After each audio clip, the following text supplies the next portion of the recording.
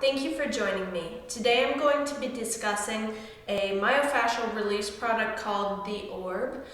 They don't advertise themselves as such. They advertise that they are a deep tissue massager. However, when I was doing research about myofascial release, I came across a video where the guy recommended to have a ball that has grip to it in order to get a true myofascial release. So I found this on Amazon and ordered it, and I've been in love with it ever since it showed up at my doorstep.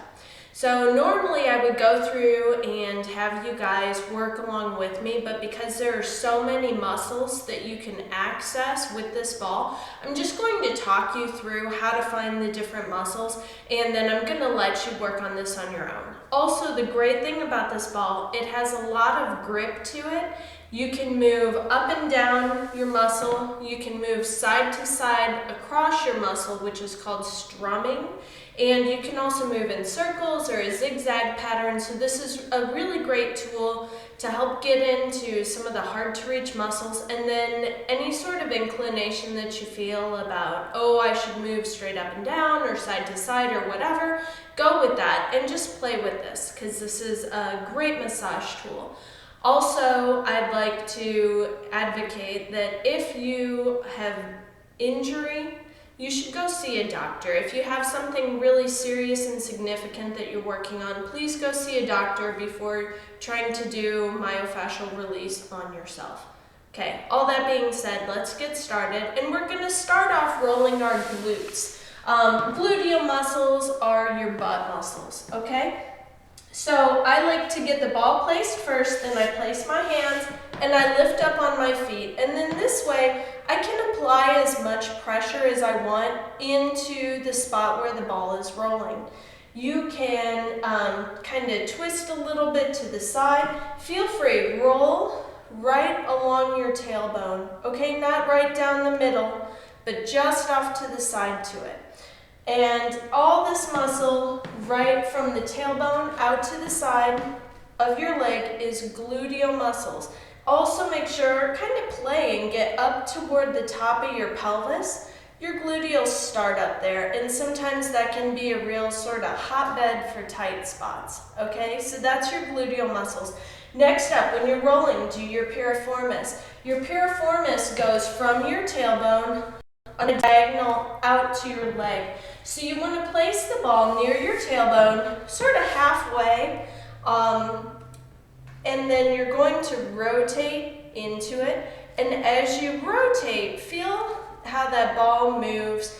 And for a whole lot of people, this is going to be a real humdinger, okay? Lots of folks with low back pain, sciatica, SI joint issues, your piriformis is probably a culprit, okay? So just know going into this, it could feel kind of intense. If it feels really intense, by all means, stop what you're doing. But if it just feels like, hey, I found something, I'm gonna work on it, I'm gonna loosen it up, then you should progress. And you can kind of tilt your body and come over to the side. You can even release this back hand if you're really comfortable putting pressure into the ball. All right, after that, let's move on to our hamstrings. So I like to scoot the ball up to the very top where my leg connects into my pelvis. And here's where you can get some real fun. You can roll up and down that muscle. You can let your leg open to the side, which sends the ball toward your inner part of your hamstring muscle. You can bring it back to center. When you move the leg past the midline, then the ball rolls out toward your outer hamstring. So you can go back and forth like that, and then scoot to a new spot, move the leg back and forth. I have a little bit of pressure into my stabilizing foot. I have most of my weight right now into my arms.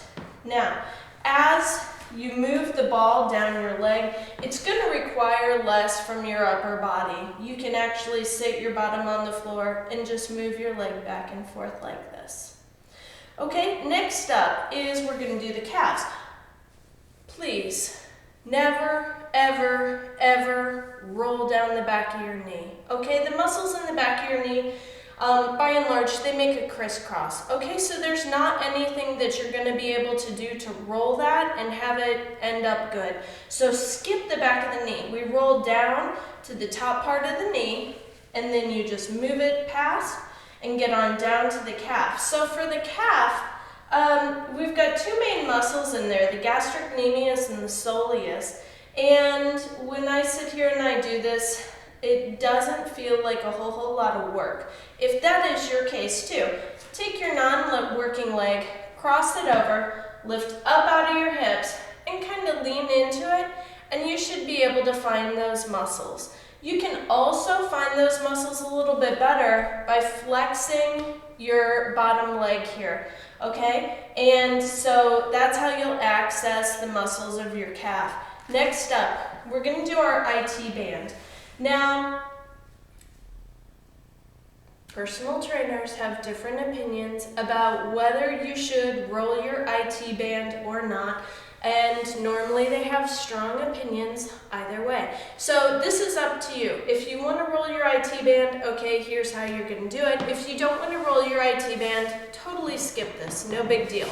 So to do your IT band, which is your iliotibial band, come onto your side, place the ball sort of up toward the top of your hip bone, bottom leg is going to be straight, and your body is going to be straight. So you're in this nice line. I like to keep my top leg up and forward to help support me and help scoop me. Now, if this amount of pressure into the ball doesn't bother you, you can always release your top leg and stack it on top of your bottom, like so. Now, as you move for the IT band, you want to just roll in a nice straight line along the outside of your leg. So it's like you're rolling down the outside seam of your pants, and you'll roll all the way. And again, we have another source of contention. Some trainers will advocate that you stop right above your knee. Some will say roll all the way down until you get just past your knee. It's up to you. If you'd like more information, I have a couple links on my website, www.custompilatesandyoga.com. Look for my article on the orb, and then you can get some information about the IT band. Now, next up, we're going to do tensor fascial latte, which is also called the TFL. We're going to get into that in a similar way as the IT band. So you're going to start with the ball up toward the top of your hip on the side, and then you're going to roll forward slightly. So I'm not going all the way forward so that the ball comes in front of my pelvis. Instead, I'm stopping so that the ball is kind of rested in that back edge of my pelvis. And now I'm going to roll here. The distance that I roll for this is really that back edge of the pelvis, okay? So we're rolling down until the point where we can feel the femur meeting in with the hip. And that's all that you do for your tensor fascial latte. Okay, next up, we're going to do the quads. So you come onto your stomach, and the quadriceps are the muscle groups that are on the front of the thighs. You'll roll onto your belly, and let's take the ball and let's start it up at the top. We don't want to be in the crotch, but we want to be where we can feel the head of the femur is very near to the pelvis. And for this, I kind of get into a bit of an army crawl position. I want to have myself lifted up on my forearms. I want to draw my abdominals in, and so as I move, I kind of use my toes and my upper body to help me rock and move my way along and get massaged. Okay, again with the quads, just like with the hamstrings, when you roll, you stop right above the knee. Next up, we're going to do the inner thigh. These are also known as the adductors. You will also be on your stomach. So for this, you'll be on your stomach. You want your knee to be bent, not straight out to a 90-degree angle, but kind of like a 45 here. And you're going to place the ball high up on your thigh, not in your crotch though. And as you move, you want to kind of roll away. So to move down that muscle you'll scoot away and let it trace in a diagonal. Again, we can do the strumming with the back and forth leg movements. And that is your adductors.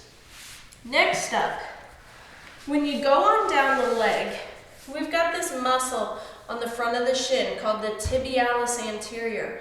Lots of times, runners especially will get shin splints.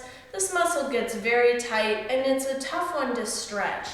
It's also a tough one to roll. But if we come up onto our hands and knees and place the ball toward the outside of the shin so that it's on that muscle, then you can really kind of move things around and get a good little bit of release there. Again, it's tricky because this muscle does end up on the side part of your leg quite a bit, and so you need to make sure, don't wear slick pants, don't be on a slick surface. Let the grip of this ball do its very best and you try and help it out if you're specifically running for that tibialis anterior. Next up, we'll come back onto our stomachs. Now this exercise is also very optional.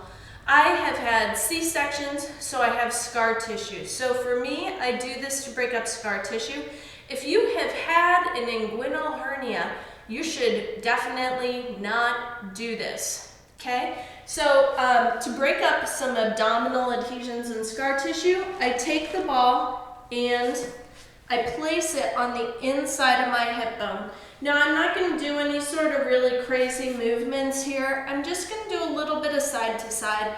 We need to be very, very respectful. The organs in the body cavity are very sensitive. The organs, especially down in the pelvis, are sensitive. And with your intestines in particular, those go in a certain direction. They need to be moving in that direction. If you roll and are pushing against them, you can end up having blockages, which can be really uncomfortable later and maybe even cause some serious problems. Okay, so that's a very optional exercise, but good for those who have had C-sections. Okay, next up, let's come onto our backs. Okay, so now we're going to access some muscles called the Quadratus Lumborum and the psoas. All right, you want to place the ball just below your bottom rib, and as you lean back, you want to let yourself soften into it. You don't want to roll on the spine, of course. You want to be just to the side of it, and then you can even let the ball come out along the bottom rib, rolling in that space between ribs and hips. You can roll along the top edge of the back of your hip. That's good too. Now, the next exercise we're going to do is the Serratus Anterior. And the Serratus Anterior is right under your armpit. Okay, so you want to come onto your side. You want to be in a pretty straight line. We're going to look for that muscular part right below the armpit. And then a nice straight line from the fingertips out through the toes. And you want to work here. Now, the great thing with this is you can rotate. You can rotate your body forward. You can rotate your chest open, go back and forth. You can do little circles. You can move. You can add the weight of your head to play around to really access this muscle. Okay, now we're going to move over to the wall. Okay, so now we're by the wall and we've got our ball. The first muscles we're going to do are our pec major and our pec minor. Your pec muscles are your chest muscles. Your pec minor is located kind of right here in the front of the shoulder, and it is a major shoulder girdle stabilizer because it's the only one on the front. Okay, so lots of times that gets tight. That pulls the shoulders forward. So to open those shoulders, we want to roll. So you're going to place the ball sort of in that space diagonally out from your armpit where you can feel meat of muscle. You're going to lean into it, and then you're going to kind of move however you feel like you should. A little bit, this feels like you're making out with the wall, but it ends up doing a really good release for those muscles, so it's worth it. When you're done, you're going to take that ball, you're going to spin around. We're going to get the upper trap. Upper trap is your neck muscle along the back here, okay? So what you want to do to get the ball in position, I stick my bottom against the wall, I lean my upper body forward, I let the ball come in that space between my spine and my shoulder blade, then I walk my hips away and I lean in. Now with this, you can kind of drop down and get that ball to roll right up on your shoulders. Anywhere that you would want somebody to rub if you were getting a neck or shoulder massage, that's where you should try to get this ball. And there's a little bit of trial and error to it. You just sort of play around with things, trying to get it in the position that you want. And then from there, you'll move on and let that ball come down a little bit lower and get the muscles along the side of the spine. Again, never rolling on the spine, just getting the muscles on the side. And you want to try to just hit any of the tight muscles that you feel like might need breaking up. And then after that, you're going to let the ball drop just a little bit more. And I'm helping position it with my hand. And you want to get the rest of the spinal muscles, and we're still working within the parameter of the rib cage, okay? So we're not quite below the bottom rib yet, but we're in those low ribs rolling. Now when all of that is done, you can take this ball, place it on the ground, and you can roll your feet. You'll just put your foot flat on it and apply pressure. Because it is such a large ball, it doesn't get very deep into your feet. However, if you're somebody who has foot pain, this might really be what you're looking for because it is a very gentle stretch. I hope you've enjoyed this. If you would like to order an orb, please go to my website, www.custompilatesandyoga.com. Look for the article on the orb, and then there will be an Amazon link on there. If you order through my link, it gives me a commission because I am an Amazon affiliate. Doesn't cost you anything additional, it just gives me a little bit of a tip. I hope you've enjoyed this, and if you would like more from me, you can subscribe to my YouTube channel, or you can also find me on my website. Thank you.